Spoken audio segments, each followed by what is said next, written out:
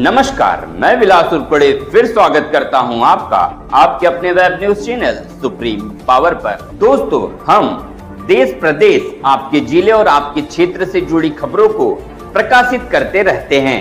तो आप हमारी खबरों को देखने के साथ साथ हमारे चैनल से सीधे जुड़ सकते हैं, सिर्फ और सिर्फ इस लाल बटन को दबाकर और हमारे चैनल को सब्सक्राइब कर कर। बिलकुल नाही, माझ्या चेहऱ्यावर दिसते का नाराजी? अजिबात नाही. आणि त्याच्यामुळे असं आहे की आपल्याला चांगलं काम करायचं आहे, महाराष्ट्रासाठी चांगला विजय महायुतीने मिळवलेला आहे आणि त्या स्पिरिट मध्ये काम सुद्धा झालं पाहिजे. आणि त्याच्यामुळे नवीन सरकार आलेले आहेत, नवीन मंत्री आलेले आहेत. नवीन मंत्र्यांच्या चेहऱ्यावर किती आनंद आहे बघा. त्याच्या आनंदामध्ये आपण सहभागी झालं पाहिजे. सगळ्यात पहिल्या शुभेच्छा नितेश राणेंना दिल्या, कारण ते माझ्या जिल्ह्याचे मंत्री आहेत आणि माझं पूर्ण सहकार्य, पूर्ण मार्गदर्शन हे त्यांना राहील. तरुण आहे, चांगलं भवितव्य आहे आणि जिल्ह्यासाठी चांगलं काम करतील, महाराष्ट्रासाठी चांगलं काम करतील याची मला खात्री आहे. केसरकर साहेब, अडीच वर्षानंतर परत मंत्रिमंडळात चेंजेस होणार आहे. 2.5 वर्षाचं रिपोर्ट कार्ड बनवलं जाणार, 3 नेते प्रमुख. मला काय रिपोर्ट कार्ड वगैरे हे मला काय माहिती नाही. रिपोर्ट कार्डवर जर मंत्र्यांची निवड झाली असती तर वेगळी निवड दिसली असती आणि त्याच्यामुळे हे सगळं बोललं जातं.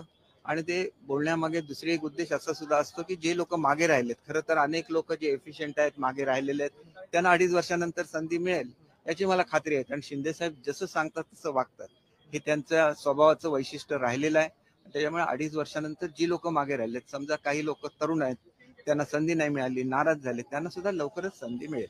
आणि त्याच्यामुळे त्यांनी नाराज होऊ नये, पक्षामध्ये काम करावं, सरकारला पाठिंबा द्यावा आणि एक सरकार म्हणून आमदारांची सुद्धा भूमिका असते, ती भूमिका चांगल्या तऱ्हेने त्यांनी निभावावी. पक्षातले काही आमदार उघडपणे नाराजी व्यक्त करत आहेत, मीडियाशी बोलत आहेत, याच्यामुळे कुठेतरी पक्षातलं वातावरण बिघडतं असं वाटत नाही? कारण का बोंडेकरांनी प्रतिक्रिया दिली, प्रकाश सुर्वेंनी प्रतिक्रिया दिली आणि स्वाभाविक आहे त्यांची देखील काहीतरी नाराजी असेलच ना.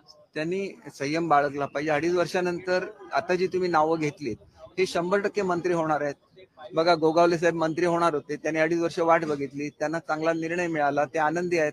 तसाच आनंद सर्वांना मिळेल आणि लोकांच्या आनंदामध्ये सहभागी व्हायला मला आवडतं, कारण मी साहेबांचा भक्त आहे.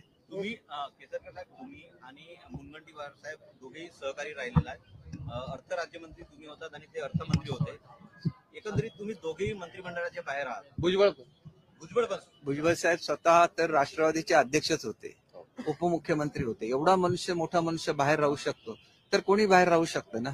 मुनगंटीवार साहेबांनी आज जे आपण जय जय महाराष्ट्र माझा गीत ऐकतो, हे त्यांचं ब्रेन चाइल्ड आहे की महाराष्ट्र गीत असलं पाहिजे. अनेक वर्षानंतर महाराष्ट्राला महाराष्ट्र गीत मिळालं. अतिशय चांगले असे ते एफिशियंट मंत्री होते, पण कदाचित त्यांच्यावर दुसरी जबाबदारी द्यायची असेल पक्षाला, त्याच्यामुळे त्यांना लांब ठेवलं असेल. भुजबळ साहेबांवर सुद्धा कदाचित मोठी जबाबदारी येणार असेल. आपण आज हे सांगू शकत नाही. भुजबळ साहेबांनी कुठे नाराजी दाखवली का? ते मॅच्युअर्ड पॉलिटिशियन आहेत, त्यांनी काही नाराजी दाखवलेली नाही. तुम्हाला मुनगंटीवार साहेबांनी कुठे नाराजी दाखवली आहे का? नाराजी दाखवलेली नाही. शेवटी प्रत्येकाने ही पॉलिटिकल मॅच्युरिटी आणायला लागते, ती यायला काही दिवस लागतात. जे तरुण आहेत त्यांच्याकडे लगेच ही श्रद्धा समोर येईल असं काही नाही.